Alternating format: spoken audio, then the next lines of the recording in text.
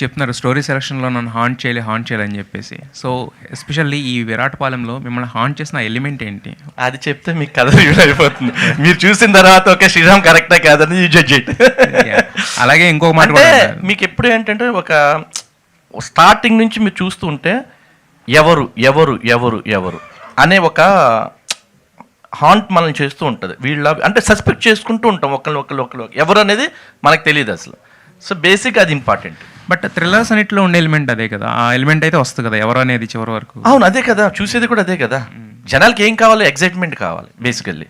So excitement ఈ కథలో ఉంటే వాళ్ళు చూస్తారు. మనం అది క్రియేట్ కాలేదనుకోండి వాళ్ళు చూడరుగా.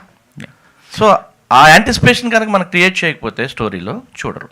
ఆల్రెడీ సీరియల్స్లో చేశారు, అక్కడ సూపర్ సక్సెస్. వెబ్ సిరీస్లో చేశారు, సూపర్ సక్సెస్. మరి ఎప్పుడు మూవీ చేస్తాను? డెఫినెట్గా ఉంది, ప్లానింగ్ ఉంది. బట్ కొంచెం బడ్జెట్లో ఉన్నాయి మా మూవీస్ అన్ని, అందుకోసం వెయిటింగ్ అనమాట. బియాండ్ ద బడ్జెట్ చేస్తారు కదా మీరు ఏదైనా. అదే డెఫినెట్గా అది అంటే అది ప్యాషన్ అండి. అలా కాంప్రమైజ్డ్గా చేయటం అనేది అసలు నాకు నిద్రపడ్డదు బేసిక్గా.